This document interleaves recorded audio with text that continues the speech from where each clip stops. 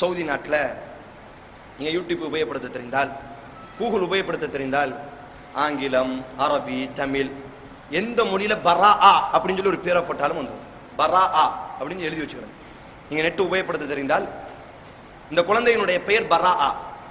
வயது 10 சனவாத், 10 வயது மட்டும்தான் இந்த குழந்தைக்கு.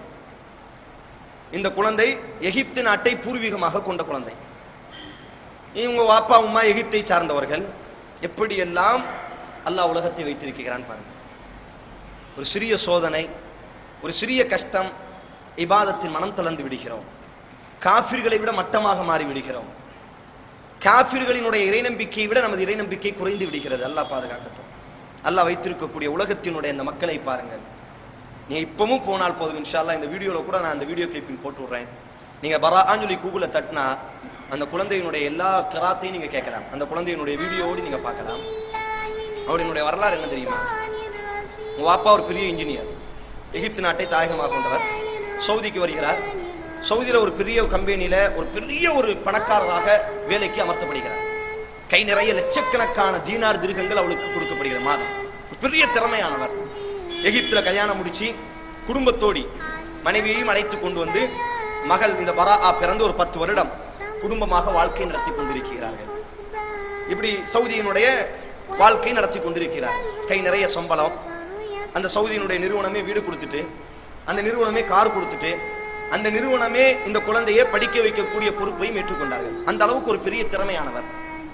இப்படி அவங்களுடைய வாழ்க்கை இன்பமாக கழிந்து கொண்டிருக்கக்கூடிய அந்த நேரத்தில் இப்ப திடீர்னு சொல்லி அந்த பராஆவினுடைய உம்மா மயக்கம் போட்டு விடுறாங்க. நேரா ஹாஸ்பிட்டலுக்கு அழைச்சிட்டு போறாங்க. போய் பார்த்தால் இரத்த புற்றுநோய். உம்மாக்கு இரத்த புற்றுநோய். இது பராஆவினுடைய வாப்பாக்கு தெரியும், அந்த உம்மாக்கு தெரியும். 2 பேரும் என்ன நினைக்கிறாங்கன்னா, டாக்டர்களுக்கு தெரியும், புள்ளிட்ட சொல்ல வேண்டாம்.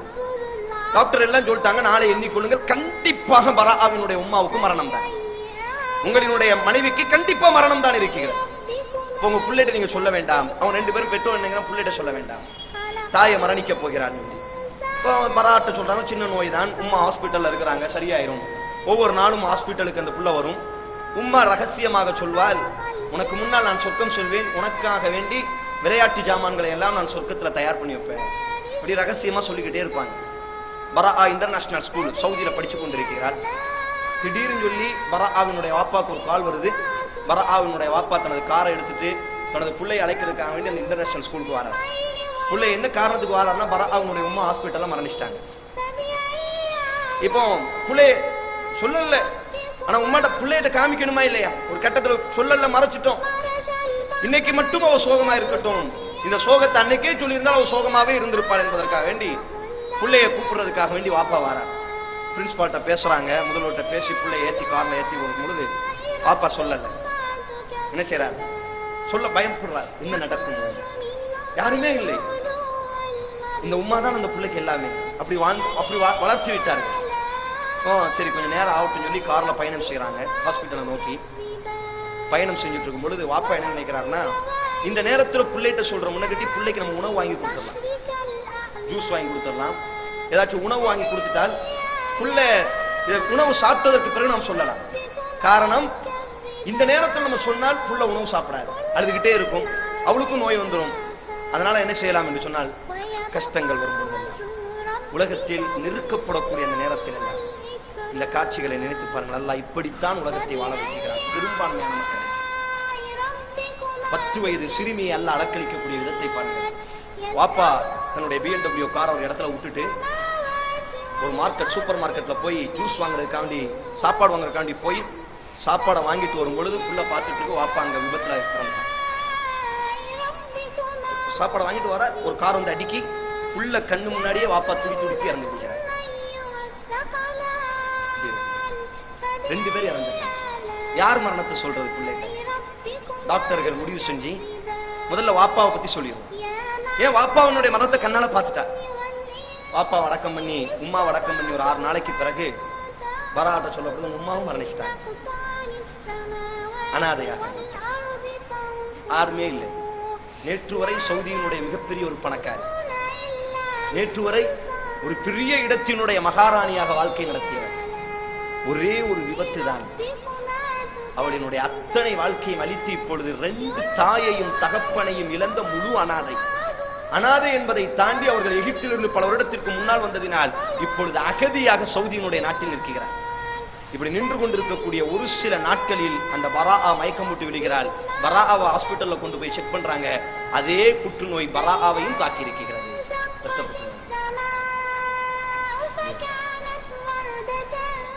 இந்த மருத்துவர்கள் என்ன செய்யறாங்கன்னா, பிள்ளைக்கு யாருமே இல்லை, ஜூம் பண்றாங்க. செய்தி சேனல்களுக்கு எல்லாம் அக்பார் என்று செய்தி சேனல் இருக்கிறது. அதே மாதிரி பல செய்தி சேனல்கள் அரபுல முபாஷரா இருக்கிறது. இந்த எல்லா செய்தி சேனல்களுக்கும் தகவல் கொடுக்குறாங்க.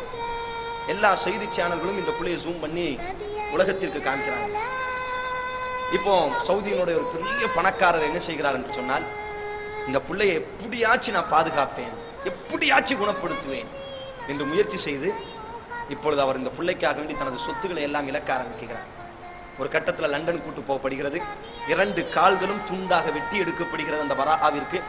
அந்த நேரத்தில் சவுதியினுடைய பள்ளிவாசல்கள், சவுதியினுடைய பல்கலைக்கழகம், சவுதியினுடைய மதரசாக்களில் எல்லாம் இந்த பராஆ விஐபியாக அழைக்கப்பட்டிருப்பார். அந்த வீடியோக்கள் எல்லாம் இப்பொழுதும் இருக்கும். அந்த நேரத்தில் அவள் ஓதிய அந்த குர்ஆன் கிராத்துகள் எல்லாம் இப்பொழுதும் இருக்கிறது. அப்படி ஒரு ஸ்கூலுக்கு அழைத்துட்டு வரும் பொழுது அந்த பராஆவிடத்தில் கேட்கப்படும், வாப்பா இல்லை, வாப்பா கண்ணு முன்னாடி இறந்துட்டார், உம்மா இறந்துட்டாங்க, யாருமே இல்லை, அனாதையாக இருக்கிறாய். ஆனால் இந்த 10 வருட காலத்தில் உன்னை விட நிம்மதியாக வாழ்ந்தவர்கள் யாரும் இல்லை. ஆனால் வெறும் 1 மாத காலத்தில் அத்தனையும் இழந்து முழு அனாதையாக இன்றைக்கு நிற்கிறாயே. மருத்துவர்கள் எல்லோரும் முடிவு செய்து விட்டார்கள், இந்த குழந்தை மரணிக்கத்தான் போகிறது, ஒரு சில நாட்களில் இந்த குழந்தை மரணித்து விடும் என்று முடிவு செய்யப்பட்டு விட்டது. நீ என்ன சொல்ல வருகிறாய்? அந்த நேரத்தில் அந்த சிறுமி சொல்வாள், ஹஸ்புனல்லாஹ் வ நிஅமல் வக்கீல், அல்லாஹ் எனக்கு போதும், அல்லாஹ் இருக்கிறான், பாதுகாப்பதில் மிக சிறந்தவன், நான் பொறுப்பு சாட்டுவதில் மிகவும் தகுதியானவன். யாருமே இல்லாமல் இருக்கலாம், உம்மா இல்லாமல் இருக்கலாம், வாப்பா இல்லாமல் இருக்கலாம், முழு மருத்துவ உலகமும் எனது 2 காலையும் வெட்டி எடுக்கலாம், முழு மருத்துவ உலகமும் எனது மரணத்தினுடைய நாளை குறிப்பார்க்கலாம், தேதியை தீர்மானிக்கலாம், நானும் மரணிக்கலாம், எனது உம்மாவோடி நான் சொர்க்கத்தில் இருப்பேன், எனது வாப்பாவோடி நான் சொர்க்கத்தில் இருப்பேன். ஹஸ்புனல்லாஹு வ நிஅமல் வக்கீல், அல்லாஹ் எங்களுக்கு போதுமானவன், அல்லாஹ் எங்களுக்கு போதுமானவன், பாதுகாப்பதில் மிக சிறந்தவன். ஒரு சில நாட்களில் அந்த பராஆவும் மரணித்து விட்டார். எப்படி எல்லாம் அல்லாஹ் வைத்திருக்கிறார். ஆதலால் எமது வாழ்க்கையிலும் அல்லாஹ் சோதனைகளை தரலாம். சில நேரங்களில் நினைக்கிறீர்களா, அல்லாஹ் நோயிலே போட்டு வாட்டுகிறானா, கூடு சொல்லுங்கள் ஹஸ்புனல்லாஹு வ நிஅமல் வக்கீல். அல்லாஹ் ரப்புல் ஆலமீன் வறுமையில் வாட்டுகிறானா, சொல்லுங்கள் ஹஸ்புனல்லாஹு வ நிஅமல் வக்கீல். அல்லாஹ் ரப்புல் ஆலமீன் குழந்தை என்ற பாக்கியத்தை தரவில்லையா, சொல்லுங்கள் ஹஸ்புனல்லாஹு வ நிஅமல் வக்கீல். அல்லாஹ் ரப்புல் ஆலமீன் எனக்கு இந்த உலகத்தில் மற்றவர்களினுடைய தாய்கள் எல்லாம் குழந்தையை அரவணைக்கும் பொழுது தாயை அல்லாஹ் தரவில்லையே, அல்லாஹ் தாயை எடுத்து விட்டானே, சொல்லுங்கள் ஹஸ்புனல்லாஹு வ நிஅமல் வக்கீல். மற்ற குழந்தைகள் எல்லாம் தங்களினுடைய துவாப்பாவினுடைய கரத்தை பிடித்து நடத்தி செல்லும் பொழுது எனக்கு ஒரு குழந்தையை அல்லாஹ் தரவில்லையே, ஹஸ்புனல்லாஹு வ நிஅமல் வக்கீல். 10 வருட காலம் 20 வருட காலம் சிறைச்சாலையிலேயே எங்கள் இளமைகள் அழிக்கப்பட்டு விட்டதே, மரணம் மட்டும்தான் எங்களுக்கு விடுதலையா, சொல்லுங்கள் ஹஸ்புனல்லாஹு வ நிஅமல் வக்கீல். உலகத்தினுடைய கணவன்மார்கள் எல்லாம் தங்களினுடைய மனைவிமார்களை அழைத்துக் கொண்டு மிகப்பெரிய ஷாப்பிங் மாலிலே அவர்கள் தேர்வு செய்து கொண்டிருக்கும் பொழுது அல்லாஹ் எனக்கென்று நிரந்தரமாக வாழக்கூடிய ஒரு கணவனை தராமல் அல்லாஹ் காலத்தினுடைய சூழ்ச்சியில் அல்லாஹ் விதவையாக ஆக்கிவிட்டானே, சொல்லுங்கள் ஹஸ்புனல்லாஹு வ நிஅமல் வக்கீல். எல்லா நேரத்திலும் இந்த ஹஸ்புனல்லாஹு வ நிஅமல் வக்கீல் வார்த்தையாக இல்லாமல் கொள்கையாக முடிந்து பார்ப்போம். அல்லாஹ் ரப்புல் ஆலமீன் கஷ்டங்களை நீக்குவான் என்பதை தாண்டி அல்லாஹ் ரப்புல் ஆலமீன் இந்த உலகத்திலேயே நமக்குரித்தான ஒரு பாதையை திறந்து காமிப்பான். ஆதலால் சோதனைகள் வரும்பொழுதெல்லாம், தடுமாற்றங்கள் வரும்பொழுதெல்லாம், சோகங்கள் தொண்டையை அடைக்கும் பொழுதெல்லாம், துக்கங்கள் கண்ணீரை வடிக்கும் பொழுதெல்லாம், அந்த சோகத்தினுடைய ஆரம்பத்தில் இமாம் புகாரி பதிவு செய்தார்கள், அஸ்ஸப்ரு இந்தன் நதாமா, அல்லாஹ்வின் தூதர் கூறினார்கள், பொறுமை என்பது சோதனையினுடைய ஆரம்பத்தில் கையாளப்பட வேண்டும், பொறுமை என்பது சோதனையினுடைய முதலின்மையாக கையாளப்பட வேண்டும். ஆதலால்